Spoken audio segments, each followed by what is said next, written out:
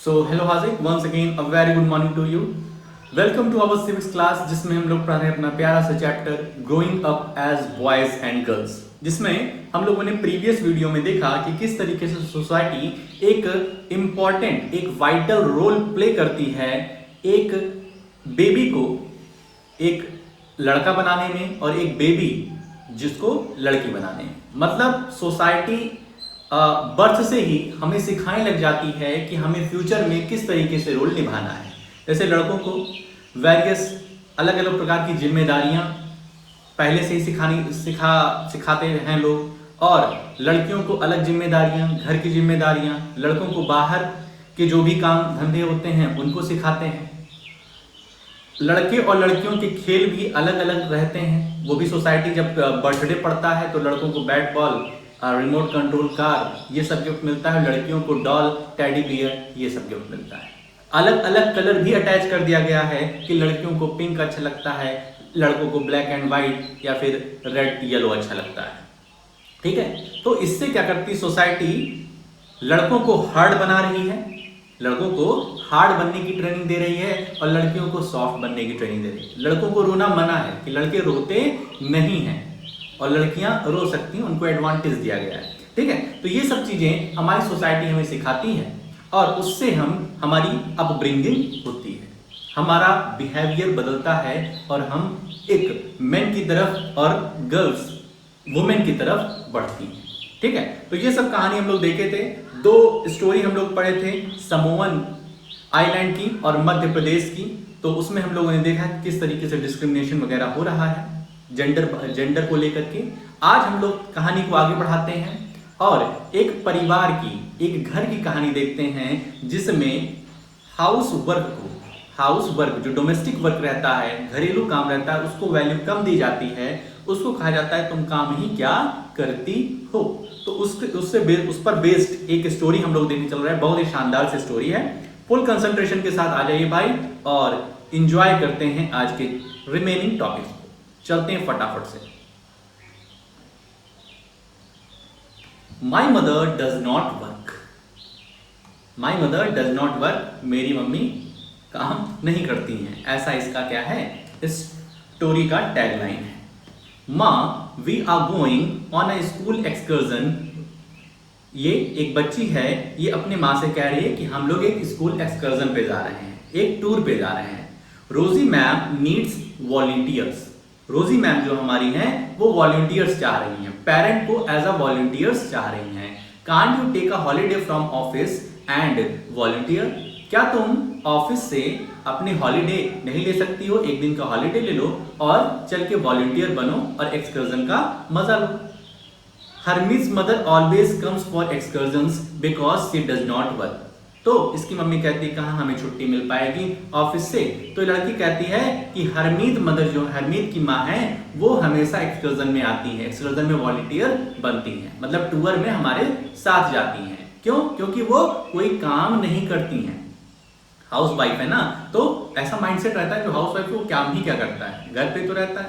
तो ये कह रही है कि हरमीद की मदर तो कभी वो कोई काम नहीं करती हैं, इसलिए हमेशा हमारी पार्टी ज्वाइन करती हैं। Sonali how can you say that. माँ कह रही है कि सोनाली ऐसा तुम कैसे कह सकती हो। You know that Jaspreet aunty is up at 5 AM every day doing all the house work. ये कह रही है जसप्रीत आंटी जो हैं वो 5 बजे ही उठ जाती हैं और उसके बाद वेरियस अलग अलग प्रकार के काम करती हैं। Yes but that's not real work, it is just house work. अब सोनाली कह रही है मम्मा ठीक है वो, लेकिन वो कोई वर्क थोड़ी ना है, वो तो एक हाउस वर्क है। House work little importance. Oh, that's what you think, do you? Let's go over to their house and ask Jaspreet what she thinks. तो कह रहे हैं अच्छा तुम्हारा ऐसा सोचना है, चलो जसप्रीत के घर चलते हैं, जसप्रीत आंटी के घर चलते हैं और पूछते हैं कि उनका क्या कहना है इस पर। अब एट द सिंह हाउस, सब लोग सिंह हाउस पर पहुंच गए हैं, जसप्रीत के घर पहुंच गए हैं। हर्षरन जसप्रीत का हस्बैंड है, जसप्रीत और उसका हरमीत की मदर है। ठीक है, ध्यान रखना ये सोनाली और सोनाली की मदर का यहाँ पे कहानी पढ़े हम लोग और यहाँ पर हम पहुंच रहे हैं। तो जसप्रीत जो है वो आंटी हैं, जसप्रीत आंटी हैं, आंटी जसप्रीत के जो हस्बैंड हैं वो हरशरण हैं, हरशरण कह सकते हैं, ये अंकल हैं, और इन दोनों के लड़का है हरमीत। ठीक भाई। तो Harsharan, Sonali thinks that your wife is not working person. अब ये सोनाली और सोनाली की मम्मी यहाँ पर पहुंच गई हैं इसके घर में और कह रही है हरशरण, सोनाली कहती है कि तुम्हारी तो वाइफ जो है वो वर्किंग पर्सन नहीं है, काम करने वाली पर्सन नहीं है। तो हरमीत बोल रहा है देखो, but is not that correct aunty, my mother is a house wife, she does not work. और हरमीत कह रहा है हाँ सोनाली सही कह रही है, मेरी मम्मी कोई काम नहीं करती, वो तो हाउस वाइफ है, वो हाउस वाइफ है, कोई काम नहीं करती। तो हरशरण जो है हंस रहे हैं। Then Jaspreet, why don't you just relax and let them manage everything for a change. अब उसकी मदर, सोनाली की मदर कह रही है ओह, तो सबका ये मानना है कि जसप्रीत कोई काम नहीं करती है। तो सोनाली की मम्मी कहती है जसप्रीत ऐसा क्यों नहीं करती कि तुम रिलैक्स करो और सारे काम इन लोगों को करने दो, जो तुम काम करती हो उसकी कोई वैल्यू तो है नहीं, सब कह रहे हैं तुम कोई काम नहीं करती, तो ऐसा करो कि तुम क्या करो, हॉलीडे ले लो, छुट्टी ले लो, अब तुम कोई काम नहीं करोगी। Great idea, okay I will go on strike tomorrow. अब जसप्रीत आंटी कह रही ठीक है, बहुत ही अच्छा आइडिया है, कल मैं स्ट्राइक पे जाऊंगी, कल मैं कोई काम नहीं करूंगी। What fun, we will take care of everything tomorrow with papa. अब सोनाली क्या, ये हरमीत और हरमीत की जो बहन है, ये दोनों काफी खुश हो जाते हैं कि कल हम सब कुछ हम लोग करेंगे पापा के साथ, मजा आएगा। नेक्स्ट मॉर्निंग 7:30 AM, भाई जसप्रीत आंटी चली गई स्ट्राइक पे, आज वो कोई काम नहीं करेंगी। 7:30 AM हो रहे हैं। Oh God, look at the time, where is my breakfast, why are not the children ready. अब हरशरण जो है जसप्रीत के हस्बैंड, वो कह रहे हैं अरे बाप रे बाप, 7:30 बज गए, ब्रेकफास्ट कहाँ है और अभी तक बच्चे क्यों तैयार नहीं हुए। जसप्रीत बोल रही है हाउ वुड आई नो, मैं कैसे जानूंगी, I am on strike, remember मैं तो स्ट्राइक पे हूँ, मैं तो कोई काम करती नहीं हूँ, तो मैं स्ट्राइक पे हूँ आज, और याद है कल ही तो बात हुई थी। Besides Mangala has also taken leave today, और मंगला भी आज लीव पर है। मंगला कौन है, इनके घर में काम करने वाली, ठीक है, जैसे तुम्हारे घर में एक आंटी आती हैं वैसे मंगला भी आती हैं, मंगला इनके यहाँ कुछ काम वाम करती हैं। तो ये बता रही है जसप्रीत आंटी, बता रही है कि मंगला भी आज हॉलीडे पर है, तो भाई साहब लग जाओ, खुद से करो। Oh no that's the school bus, I will have to drop them in the car. इधर से हॉन्ग हॉन्ग बीप बीप की आवाज आ रही है, जो बस है उसके हॉर्न की आवाज आ रही है। तो हरशरण जी कह रहे हैं ओ नो, बस भी आ गई, अब क्या होगा, हमें अब बच्चों को अपनी कार से ड्रॉप करना पड़ेगा, लेट हो गए। Hurry and ask Harmeet to switch on the pump. तो ये कह रहे हैं, हरशरण जी कह रहे हैं कि जल्दी जल्दी तैयार हो बच्चों, लेट हो रहा है। ये अभी मंजनी कर रहे हैं भाई साहब, ठीक है। But what about the kids lunch boxes, kids का लंच बॉक्स तो बना ही नहीं, ठीक है। जसप्रीत आंटी कह रही हैं ओ भाई साहब कहाँ चले, बच्चों को ले तो जा रहे हो लेकिन बच्चे लंच में खाएंगे क्या, इनका tiffin, oh no forget about that. Harshan कह रहे हैं अरे भाई इसको तो भूल ही गया। I will give you some money just buy something from the canteen today. इनके पापा कह रहे हैं कि ऐसा है कि चलो लंच भूल गए, तुम लो कुछ पैसे ले लो और कुछ कैंटीन से खा लेना। माँ already gave us money for that. अब बच्चे कह रहे हैं कि मम्मी ने हमें दे दिया है, परेशान होने की जरूरत नहीं है। इवनिंग 6 PM, 6 बज रहे हैं शाम के, लोग लौट आ रहे हैं। I am exhausted, how about some tea. I am exhausted, how about some tea. इनका हस्बैंड कह रहे हैं कि मैं एकदम थक गया हूँ, अगर एक कप चाय मिल जाए तो क्या ही बात हो गई। उसके साथ ही कह रहे हैं oh I forgot your strike, I will make some myself. कह रहे हैं ओ नो, मैं तो भूल गया था स्ट्राइक पे हो तुम, आज सारे काम हमें करने हैं। तो ये जाते हैं चाय बनाते हैं भाई। The house looks like it was hit by a hurricane. जो हाउस है पूरा वो ऐसा लग रहा है कि यहाँ पर एक हरिकेन आया हुआ है, तगड़ा तूफान आया हुआ है, क्योंकि सारा कुछ बिखरा बिखरा हुआ है। क्यों? क्योंकि भाई काम कौन करता था? जसप्रीत करती थी घर को संभालने का, घर साफ सुथरा रखने का, लेकिन आज वो स्ट्राइक पे है क्योंकि उसके वर्क की कोई वैल्यू नहीं कर रहा है। तो वो ऐसा लग रहा है पूरा घर की हरिकेन ने उसको हिट किया है हाउस को। Did you expect it to remain in exactly the same condition in which you left it this morning dear.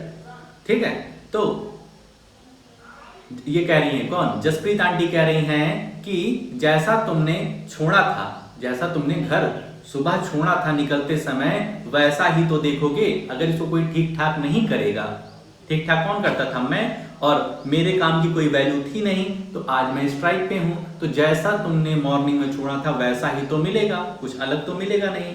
Harmeet, where on earth are the tea leaves. अब उसके जो पापा हैं वो कह रहे हैं, चिल्ला रहे हैं हरमीत को कि हरमीत, मम्मी तो कुछ काम करती नहीं, तुम भी कह रहे थे कि मम्मी कुछ काम नहीं करती, तो भाई साहब टी लीव्स कहाँ है, चाय पत्ती कहाँ है, चाय पीने की तलब लगी है हमें। तो अब जसप्रीत आंटी जी हंस रही हैं, I wonder if they still believe I don't work. और मैं आश्चर्यचकित हूं, अभी भी सरप्राइज रहूंगी अगर ये लोग कहें कि मैं कोई काम नहीं करती हूं। And now I have to remind them that chacha ji and chachi ji are coming for dinner. और मैं इनको याद दिला दूं कि भाई साहब चाचा और चाची जी डिनर करने आ रहे हैं, तो उसको बनाने का काम भी तुम ही लोगों का है, हमारा नहीं। मैं तो आज स्ट्राइक पे हूं, अगर ऐसा मैं बोलती हूं तब तो मजा ही आ जाएगा। तो यहां पर हम लोगों ने देखा, क्या देखा, कि जिसको हम लोग सोचते हैं कि कोई भी वैल्यूफुल काम नहीं कर रही हैं, हाउसवाइफ्स जो घर में लेडीज काम करती हैं, ठीक है, अपना खुद का, ठीक है, जिसकी वैल्यू सोसाइटी उतनी नहीं करती है, तो यदि एक दिन की स्ट्राइक पर चली जाए तो हरिकेन आ जाता है, तूफान आ जाता है, ठीक है। तो हमें हाउस वर्क को वैल्यू देना चाहिए, valuing house work. Harmeet's family did not think that the work Jaspreet did within the house was real work. Harmeet की फैमिली जो है, हरमीत वो बच्चा था, उसके पापा थे हरशरण और मम्मी थी जसप्रीत। तो हरमीत की जो फैमिली थी वो बिलीव नहीं करती, वो सोचती नहीं कि हाउस वर्क एक रियल वर्क है। This feeling is not unique to their families across the world. The main responsibility for housework and caregiving tasks like looking after the family, especially children, the elderly and sick members, lies with women. तो भाई साहब हरमीत की family का ऐसा सोचना है, तो सिर्फ हरमीत की फैमिली का नहीं, ऐसा पूरी दुनिया में यही सोचना है, ठीक है, कि जो ये खाना बनाना है, कपड़े धोना है, बुजुर्गों को देखना है, बच्चों की देखभाल करनी है, ये सब किसका काम है, ये सब लेडीज का काम है। घर की जो लेडीज हैं, हाउसवाइफ्स हैं, उनका काम है, और प्लस उनके कार्य को कोई भी वैल्यू भी नहीं देना है, कोई भी वैल्यू नहीं देना है कि वो कोई काम करती हैं, ऐसा सोचना है पूरी की पूरी सोसाइटी का, सिर्फ और सिर्फ हरमीत की फैमिली का नहीं।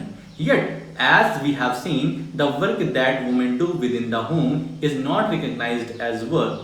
It is also assumed that this is something that comes naturally to women. और ऐसा हम लोग मानते हैं कि ये बाय नेचर वुमेन का ही काम है, ठीक है, बाय नेचर वुमेन का ही काम है, और उस काम की कोई भी वैल्यू नहीं है। It therefore does not have to be paid for, and society devalues this work. और इसके लिए जब भाई कोई रिस्पेक्टेड काम नहीं है तो इसके लिए पे भी करना बेवकूफ़ी है, और पूरी की पूरी सोसाइटी इस वर्क को डीवैल्यूज करती है, कोई भी वैल्यू नहीं देती है, ठीक है। लेकिन जैसा समझ में आ जाता है, एक दिन स्ट्राइक पे मम्मा जाती हैं, तब फिर भाई साहब कहानी चेंज हो जाती है, ठीक है। Life of domestic workers. अब हम लोग देखने चल रहे हैं डोमेस्टिक वर्कर्स की लाइफ। डोमेस्टिक वर्कर्स मतलब होता है जो दूसरे के घर में जाकर के, ठीक है, एक तो अपने घर में खाना पकाना होता है तो उसकी तो पेमेंट मिलती नहीं है, लेकिन वही लेडी जब दूसरे के घर में जाकर के खाना पकाती है या फिर कपड़े धोती है, झाड़ू पोछा करती है, तो उसके पैसे मिलते हैं, तो उसी को डोमेस्टिक वर्कर्स कहा गया है। जैसे कि हरमीत की फैमिली में, जसप्रीत आंटी की फैमिली में कौन था, मंगला आंटी थी। तो in the story above, Harmeet mother was not the only one who did the house work. ऊपर की स्टोरी में हरमीत ही नहीं है जो हाउस वर्क करती हैं, a lot of work was done by Mangala. Mangala भी उनके घर में ज्यादातर काम करती है, दियर डोमेस्टिक हेल्पर। अब ध्यान रखना, मंगला को पेमेंट मिलेगी, जसप्रीत को पेमेंट नहीं मिलेगी, लेकिन मंगला को पेमेंट मिलेगी, क्योंकि वो अपने घर में नहीं साफ कर रही, दूसरे के घर में आके साफ कर रही है, एज अ प्रोफेशनल वर्कर है। Many homes, particularly in towns and cities, employ domestic workers. They do a lot of work, sweeping and cleaning, washing clothes and dishes, cooking, looking after young children or the elderly. तो जो बड़ी बड़ी cities होती हैं, towns होता है, तो वहां पर लोग अपने घर में डोमेस्टिक वर्कर्स एम्प्लॉय करते हैं, ठीक है, ज़्यादातर औरतें ही रहती हैं और कम ही देखने को मिलता है कि लड़के भी एम्प्लॉय हो रहे हैं घर के काम काज करने में, क्योंकि एक ऐसा माइंडसेट है कि ये सब काम लड़कियों का है। तो वो आकर के क्लीनिंग करती हैं, क्लोथ्स को धुलती हैं, डिशेस को धुलती हैं, कुकिंग करती हैं, स्वीपिंग वगैरह करती हैं। और यंग चिल्ड्रन और या फिर एल्डर पर्सन जो हैं, जो हमारे घर में बुजुर्ग लोग हैं, दादा चाचा, जो दादी हैं और नानी हैं, बाबा हैं, उनको केयर करती हैं। Most domestic workers are women, ज्यादातर डोमेस्टिक वर्कर्स वुमेन होती हैं। समटाइम्स इवन यंग बॉयज और girls are employed to do this work, और कभी कभी देखने को मिलता है कि यंग बॉय और यंग गर्ल्स भी एम्प्लॉय हो रहे हैं, ठीक है। Wages are low as domestic workers does not have much value, wages बहुत ही कम होता है, क्योंकि भाई जिसकी वैल्यू होती है सोसाइटी में, जिस काम की वैल्यू है उसकी सैलरी ज्यादा है, ठीक है। समझ रहे हो, इस बात को बहुत अच्छे समझो। सोसाइटी में जिस काम की वैल्यू है, ठीक है, कि भाई ये बहुत ही अच्छा काम है, तो उसकी पेमेंट ज्यादा मिलती है, भले आप 1 घंटे 2 घंटे काम कर रहे हैं, ठीक है। लेकिन सोसाइटी में उस काम की वैल्यू नहीं है। आप पूरा दिन झाड़ू पोछा कर रहे हैं, पूरा दिन सड़क साफ कर रहे हैं, उसका वेजेस कम रहेगा, ठीक है। उसको उसकी जो तनख्वाह होती है वो कम होती है। A domestic worker's day can begin as early as 5 in the morning and end as late as 12 at night. जो डोमेस्टिक वर्कर्स होते हैं उनका जो काम शुरू होता है वो सुबह 5 बजे शुरू होता है और रात में 12 कभी कभी बच जाया करते हैं। Despite the hard work they do, their employers often do not show them much respect. और तब पर भी इन लोगों को वो रिस्पेक्ट नहीं मिल पाती है जिसके ये लायक हैं। This is what Melanie, a domestic worker, said to say about her experience of working in Delhi. तो मेलानी क्या है, एक डोमेस्टिक वर्कर, मंगला की तरीके से ये भी है। तो वो क्या कह रही है, my first job was with a rich family that lived in a 3-storied house. मेरी जो पहली जॉब थी, जब मैंने ये डोमेस्टिक वर्कर से काम शुरू किया था, तो मेरी सबसे पहली जॉब जहां लगी थी, वहां का जो मालिक था उसके पास 3 स्टोरी बिल्डिंग थी।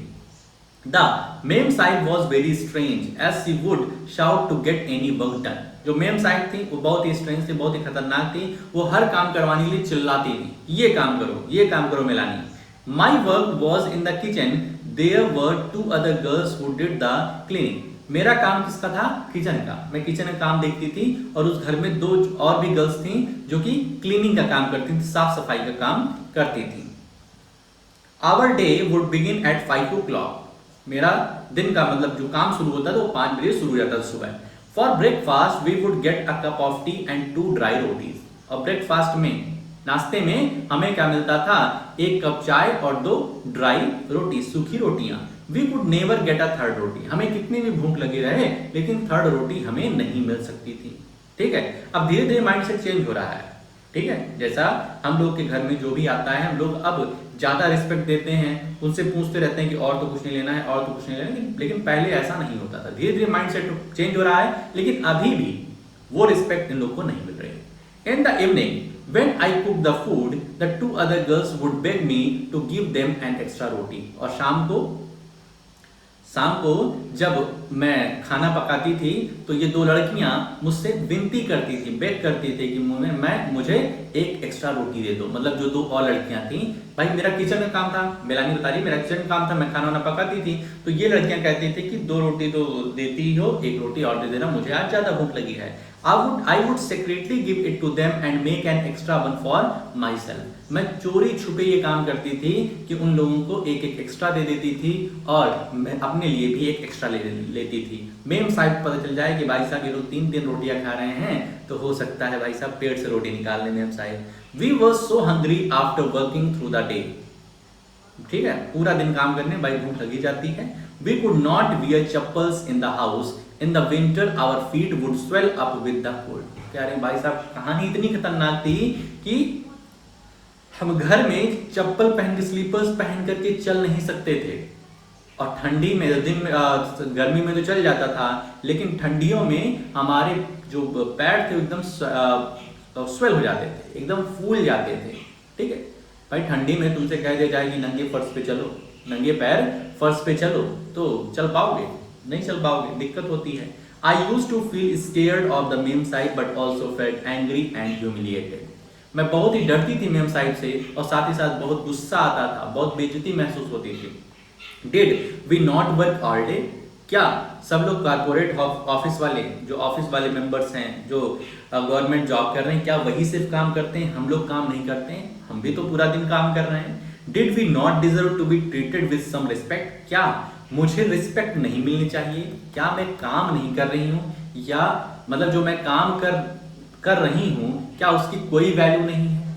तो अगर डीप डाउन देखा जाएगा तो मेन वर्क यही है भाई। अगर हमें खाना पीना नहीं मिलेगा, अगर हमें भाई जो ये डोमेस्टिक वर्कर्स हैं या मम्मी हैं, दीदी हैं, जो भी खाना बना रही हैं, अगर ये काम ना करें तो हमें खाना कहाँ से मिले?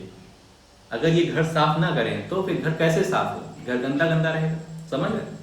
तो रिस्पेक्ट मिलनी चाहिए। In fact what we commonly term as house work actually involves many different task. ठीक है, हाउस वर्क में कई सारे टास्क आते हैं, खाना बनाना, कपड़े साफ करना, घर साफ करना। ठीक है, a number of these task require heavy physical work, और ये सब काम करने में हैवी फिजिकल वर्क होता है, ज्यादा मस्कुलर। ठीक है, ज्यादा हमें मस्कुलर वर्क करना पड़ता है। In both rural and urban areas women and girls have to fetch water. ठीक है, in rural areas women and girls carry heavy head loads of firewood. ठीक है, कई कई जगहों पे तो साफ पानी नहीं मिलता है, लोगों को कई किलोमीटर चल के जाना पड़ता है, तब जाकर के लाते हैं। तो इसमें भी ज़्यादातर औरतें और ज़्यादातर लड़कियां ही काम करती हैं। तो वो अपने सर पे बहुत भारी भारी सा बर्तन रख करके, कंटेनर रख करके ले आती हैं। साथ ही गांव में फायरवुड, लकड़ियों से जो चूल्हे वगैरह जलते हैं, अब बहुत कम हो गया है, लेकिन पहले होता था कि ज़्यादातर गांव में चूल्हे ही जलते थे, लकड़ियों को जला कर खाना बनता था। तो वो लोग अपने सिर पर भारी भारी लोड लेकर के आते थे। Task like washing clothes, cleaning, sweeping and picking up loads require bending, lifting and carrying। और ये सब काम करने में, ठीक है, क्लॉथ को वॉश करने में, अटेंसिल्स को क्लीन करने में, स्वीपिंग, पोंछा लगाने में, झाड़ू लगाने में काफी लोग काम करना पड़ता था। Many chores like cooking involved standing for long hours in front of hot stoves। समझ रहे हो भाई साहब? किचन में कितनी गर्मी रहती है, पंखा चला नहीं सकते जब गैस जल रही है, तो कितने घंटे ये लोग खड़े रहते हैं, खड़े होकर खाना बनाते हैं। The work women do is strenuous. Strenuous मतलब होता है जिसमें परेशानी हो, जिसमें स्ट्रेंथ लगे, जिसमें ताकत लगे, स्ट्रेन हो, हमें पेन फील हो, and physically demanding, words that we normally associate with men. ठीक है भाई, तो इस तरीके से कहानी है। Another aspect of housework and caregiving that we do not recognize is that it is very time consuming। दूसरा एस्पेक्ट ये है कि जो भी हाउसवर्क ये हाउस लेडी करती हैं, ये बहुत ही टाइम कंज्यूमिंग है। ऐसा नहीं कि फट से काम हो जाता है, ठीक है, पूरा दिन का ही समय लग जाता है। In fact, if we add up the housework and the work women do outside the home, we find that women spend much more time working than men and have much less time for leisure। और यदि हम जो पुरुष work करते हैं, जो हमारा mail society है वो वर्क करती है बाहर जा करके, और जो फीमेल सोसाइटी घर पे रह के काम कर रही है, दोनों को कंपेयर करेंगे तो हम देखेंगे मेन कम वर्किंग आवर्स है उसका, और जो हमारा फीमेल है जो घर पे काम कर रही हैं उनका वर्किंग आवर्स ज्यादा है। ठीक है, मेंस को ज्यादा समय मिलता है आराम करने का, और वुमेन्स को कम समय मिलता है आराम करने का। ध्यान रखो, ये मतलब फैमिली टू फैमिली वेरी कर सकता है, ऐसा नहीं कि हर घर में ऐसा हो। ठीक है, अलग अलग हो सकता है। Below is some data for my special study done by central statistical organisation of India. See if you can fill in the blanks. ठीक है, तो इस टेबल में क्या दिया गया है देखते हैं भाई। इस टेबल में दिया गया है स्टेट, हरियाणा और तमिलनाडु की ये डेटा है। Women paid, women unpaid. ठीक है, वुमेन्स जिनको काम करने की पेमेंट मिल रही है, और वुमेन्स जिनको काम करने की पेमेंट नहीं मिल रही है, मतलब उन्हीं का घर होगा तो कहाँ पेमेंट मिलेगी। और मेन पेड, मेंस को पेमेंट मिल रही काम करने की, मेन अनपेड मतलब ये अपना हाउस वर्क कर रहे हैं तो कहाँ इनको पेमेंट मिलेगी। ठीक है, तो 23 आवर्स हरियाणा के वुमेन ने 23 आवर्स एक हफ्ते में काम किया, तब उनको क्या हो रहा है, पेमेंट मिल रही है। और यहां पर तमिलनाडु में 19। यहां पर देखो 30 वुमेन क्या है, अनपेड हैं, 35 वुमेन तमिलनाडु में अनपेड हैं, 30 हरियाणा में और 35 कहां पर, तमिलनाडु में अनपेड है। ठीक है, तो कुल मिलाकर के यहां पर क्या हो जाएगा 53 और ये हो जाएगा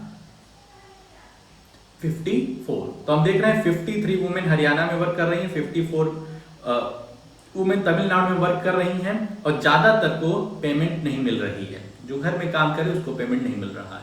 उसी तरीके से यहाँ पे देखेंगे तो 38 मैन हरियाणा में पेड हो रहे हैं, मतलब उनको पैसा मिल रहा है काम करने का, और 40 मैन तमिलनाडु में हैं जिनको काम करने का पैसा मिल रहा है, और 2 और 4 ही हैं, हरियाणा में 2 और तमिलनाडु में 4 हैं जिनको कोई भी पैसा नहीं मिल रहा है हाउस वर्क करने का। तो कुल मिलाकर ये 40 हो जाएगा, ये 44 हो जाएगा। तो हम देख रहे हैं मेंस की संख्या कम है जिनको कम पैसे मिल रहे हैं, जिनको पैसे नहीं मिल रहे हैं, और वुमेन में ज्यादा है। तो मतलब हाउस वर्क ज्यादातर अटैच किया जाता है वुमेन से। ठीक है, women's work and equality, women's work and equality. ठीक है, ऐसा करते हैं कि कितना बचा हुआ है देखते हैं जरा। Women's work and equality 1-2 topic बचा हुआ है एक पेज का, इसको हम लोग नेक्स्ट वीडियो में रख लें। ठीक है, थोड़ा सा मैथ्स का भी देख लिया जाए, रिवीजन भी जरूरी है। ठीक है, आ जाओ यहाँ पे मैथ्स रिवीजन पे। ठीक है, अब देखो ये सब एग्जाम्पल हम तुम्हें बता चुके हैं, वापस से पढ़ा रहे हैं। ठीक है, तो फुल कंसंट्रेशन साथ थोड़ा देखिए, पिछली बार कुछ ज्यादा ही हल्के में देख लिए।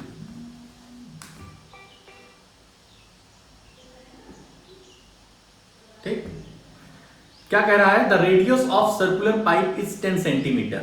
हमारा एक सर्कुलर पाइप है, सर्कुलर पाइप है। ठीक है, जिसकी रेडियस मतलब होता है सर्कल से हम बाउंड्री की तरफ जाएंगे, सर्कल के सेंटर से बाउंड्री की तरफ जाएंगे तो जितना डिस्टेंस ट्रेवल किया है ये होता है रेडियस। तो रेडियस कितनी है 10 centimetre, radius equals to 10 centimetre. What length of a tape is required to wrap once around the pipe? ध्यान रखो, जब भी इस तरीके से कहे कि हमें टेप चारों तरफ लगाना है, हमें चारों तरफ रस्सी बांधनी है, चारों तरफ कटीले तार लगाने हैं, तो जब भी चारों तरफ की बात होगी, अराउंड की बात होगी, तब हमें सरकमफ्रेंस ही निकालना है, तब हमें पेरीमीटर ही निकालना है। Circumference means perimeter. ठीक है, तब हमें सरकमफ्रेंस निकालना है। इस बात को ध्यान रखना कि जब भी ये बात होगी कि चारों तरफ टेपिंग करनी है, और ये भी ध्यान रखना कि एक बार टेप लगाना है, एक राउंड टेप लगाना है, या 2 राउंड या 3 राउंड, तो जितना कहेगा उससे फिर मल्टीप्लाई करना पड़ेगा। तो रेडियस 10 सेंटीमीटर है, फटाक से सरकमफ्रेंस ऑफ सर्कल निकालते हैं। Circumference of circle equals to 2 pi r। ठीक है, 2 मल्टीप्लाइड बाई, अब देखो यहां पर पाई की वैल्यू दिया गया है। ठीक है, और पाई की वैल्यू जब दी जाएगी तो हमें वही यूज करनी है, ऐसा नहीं कि 22/7 यहां यूज करोगे। ठीक है, अगर दिया हुआ है पाई की वैल्यू तो हमें वही यूज करनी है। 3.14 मल्टीप्लाइड बाई r हमारा क्या हो जाएगा, r हमारा 10 हो जाएगा। इसको सॉल्व करें तो 2 10 जा 20 हो जाएगा, 20 मल्टीप्लाइड बाई 3.14, और इसको यहाँ पे सॉल्व कर लें कैलकुलेटर का इस्तेमाल बिना किए, तो 3.14 मल्टीप्लाइड बाई 20, तो 0 4 जा 0, 0 1 जा 0, 0 3 0, 2 4 जा 8, 2 1 जा 2, 2 3 जा 6, 0 8 2 6, तो 62.8 सेंटीमीटर का सरकमफ्रेंस होगा। ठीक है, और यही सरकमफ्रेंस हमारा इस टेप की लेंथ हो जाएगी, इस टेप की लेंथ हो जाएगी, और एक ही राउंड लगाना है तो हमें और किसी से मल्टीप्लाई करने की जरूरत नहीं है। Therefore the length of tape equals to 62.8 centimetre. यहीं पे कह देता कि हमें 2 राउंड टेप लगाना है तो फिर 2 से मल्टीप्लाई करते। यहीं कह देता कि 1 राउंड टेप लगाने में हमें 5 रुपीज लग रहा है तो 5 से मल्टीप्लाई कर देते। ऐसा क्वेश्चन बनता है। ठीक है, अगला चलते हैं। Find the perimeter of the given shape. अब शेप तो यहां पे दिया नहीं गया, तो शेप को जरा लेके आते हैं। ये वाला शेप है। 1 minute, 1 minute.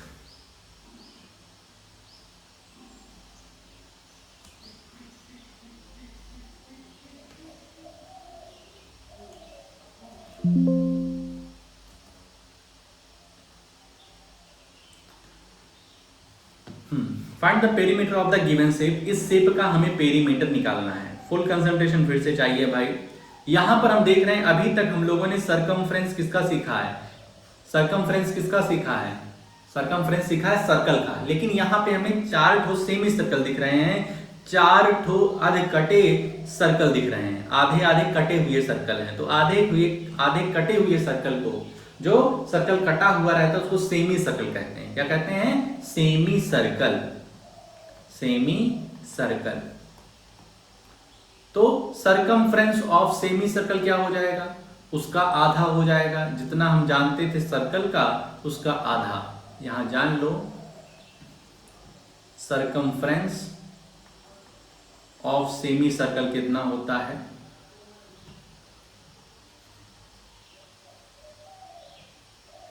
Semi circle equals to 2 pi r, 2 pi r upon 2। जितना भी सर्कल का सरकमफ्रेंस था उसका आधा ही तो अब हमें ट्रेवल करना है, आधा ही पहुंचना है। तो कितना हो जाएगा? ये 2 से 2 कैंसिल हो जाएगा और सिर्फ पाई आर बचेगा, सिर्फ पाई आर बचेगा। समझ में आ गया? क्लियर है? सर्कल का सरकमफ्रेंस जो होता है वो 2 पाई आर होता है और सेमी सर्कल मतलब सर्कल का आधा हो गया तो हमारा सरकमफ्रेंस भी आधा हो जाएगा, सिर्फ और सिर्फ पाई आर रहेगा। पहले 2 पाई आर था, 2 बार पाई आर था, अब सिर्फ एक ही बार पाई आर है तो 1 पाई आर। ठीक है? तो अब हम यहां देख रहे हैं कि 4 सेमी सर्कल दिए हैं, 1 2 3 और 4। एक का निकाल लें फिर 4 से मल्टीप्लाई कर दें तो टोटल हमारा आ जाएगा। Circumference of 1 semi circle, 1 semi circle equals to pi r. Pi की वैल्यू यूज करने के लिए कहा गया है 22/7। आर की वैल्यू दिया गया है क्या? तो देखो फिगर में बहुत ध्यान से देखना है। यहां से ये देखो, अगर ये एक सर्कल हम मान के चलें, यहां पर एक सर्कल इस तरीके से है, तो ये पॉइंट से इस पॉइंट तक जो पहुंचे हैं हम, ये रेडियस है क्या? तो ये रेडियस नहीं भाई साहब, ये डायमीटर है। डायमीटर एक ऐसी लाइन होती है जो सर्कल की एक बाउंड्री चलती है, सेंटर को पास करते हुए वापस से बाउंड्री पर, सर्कल की बाउंड्री पर पहुंचती है, तो वो डायमीटर होता है। तो हमें तो रेडियस चाहिए। तो अगर डायमीटर 14 सेंटीमीटर है, डायमीटर 14 है तो रेडियस कितना हो जाएगा? 7 हो जाएगा। ये बात प्रीवियस वीडियो में बताया जा चुका है। तो रेडियस हमारी 7 हो जाएगी। इस बात को समझ लो, रटो नहीं, ना ही छाप लेना इसको। तो 7 से 7 कैंसिल हो जाएगा, 7 × 7, 7 × 7, तो हमारा ये आ गया 22 सेंटीमीटर। ये एक सेमी सर्कल का सरकमफ्रेंस आ गया। हमें 4 का निकालना है, तो देयरफॉर सरकमफ्रेंस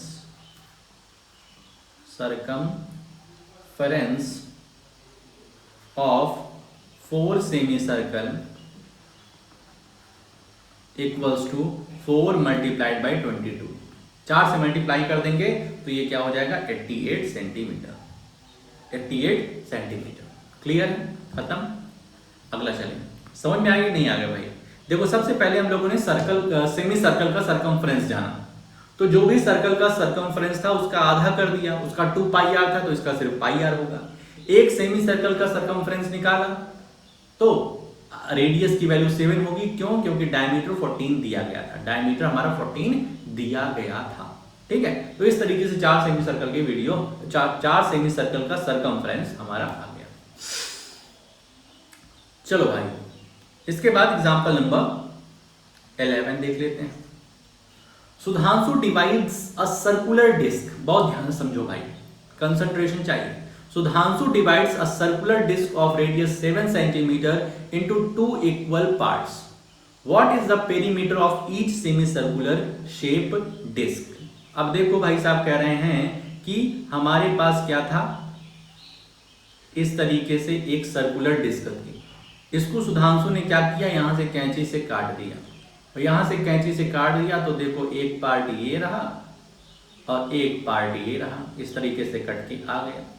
ठीक है, इस तरीके से कट के आ गया। 7 सेंटीमीटर रेडियस है भाई। ठीक है, अब बहुत ध्यान से देखो भाई, चीजों को समझो। ठीक है, ये हमारा सर्कुलर डिस्क था। सर्कुलर डिस्क को सुधांशु ने कट कर दिया, और सुधांशु ने कट किया तो हमें इस तरीके से अब 2 पार्ट मिल गए। एक पार्ट का सरकमफ्रेंस निकाल दें, एक पार्ट का पेरीमीटर निकाल दें, उसके बाद 2 से मल्टीप्लाई कर देंगे तो दोनों का निकल जाएगा। ठीक है, अब देखो पेरीमीटर किस तरीके से निकलता है सेमी सर्कल का।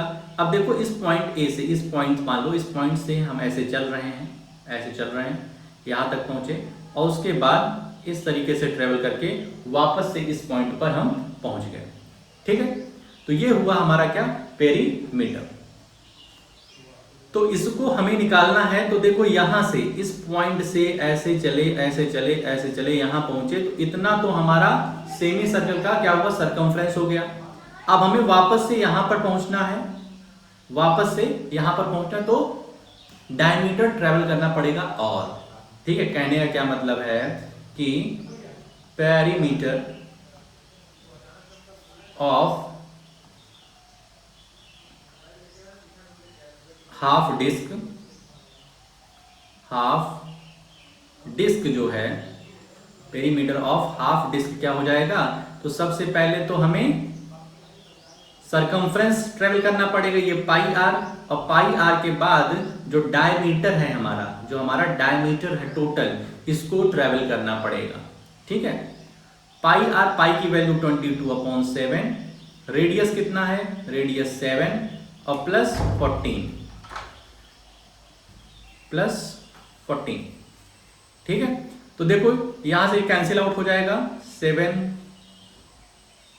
1 जा 7, ये 22 यहां बचा, और यहां प्लस 14, 22 प्लस 14, इसको ऐड कर देंगे तो हम लोग आ जाएगा यहां पर 36 सेंटीमीटर। ठीक है, क्लियर है। पेरीमीटर ऑफ हाफ डिस्क हमें निकालना है। तो देखो हमें पहले सेमी सर्कुलर जो आर्क है उसको ट्रेवल करना पड़ेगा, फिर जो डायमीटर है उसको भी ट्रेवल करना पड़ेगा, तभी हम उस पॉइंट तक पहुंच जाएंगे। अब देखो यहां पर हम डायमीटर इसमें ऐड नहीं कर रहे थे। क्यों नहीं ऐड कर रहे थे, क्योंकि हमें डायमीटर ट्रेवल नहीं करना है, हमें यहां से यहां जाना था, यहां से यहां, यहां से यहां, फिर यहां से यहां, मतलब हमको डायमीटर ट्रेवल नहीं करना है, हमें वो बस सेमी सर्कल का जो आर्क है वही ट्रेवल करना था। तब सिर्फ पाई आर लिख रहे थे, लेकिन यहाँ पर डी हम एक्स्ट्रा इसलिए जोड़ रहे हैं, ये डी इसलिए जोड़ रहे हैं क्योंकि हमें इस बार डायमीटर वाला ट्रेवल करेंगे तभी पेरीमीटर निकल पाएगा। तो 36 सेंटीमीटर आ गया है। इसी तरीके से इस वाले का भी 36 सेंटीमीटर आ जाएगा। तो यहाँ पर हम लिख देंगे पेरीमीटर ऑफ ईच, एक का ही पूछा गया है, देयरफॉर एक का ही पूछा गया तो डबल नहीं करेंगे, देयरफॉर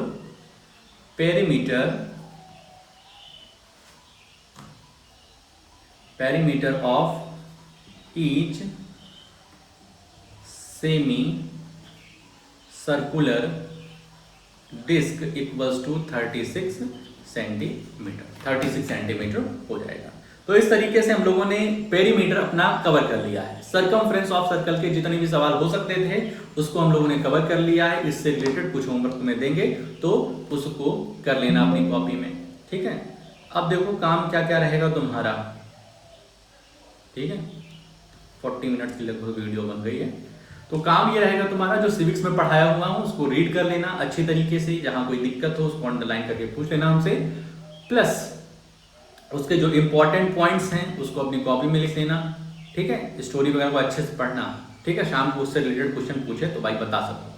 उसके बाद मैथ्स का ये जो 3 एग्जाम्पल हमने बताए हैं इसको खुद से करना है, ये नहीं कि पूरा पूरा छाप दो, समझ लिए हो अब खुद से इसको करना। और उसके बाद जो तुम्हें हम होमवर्क देंगे उसको भी अपनी कॉपी में नीट एंड क्लीन वे में करके टाइमली भेज देना, ठीक है। तो आज के लिए अपने इस वीडियो में हम लोग इतना ही रखते हैं, मिलते हैं नेक्स्ट वीडियो में, ओके।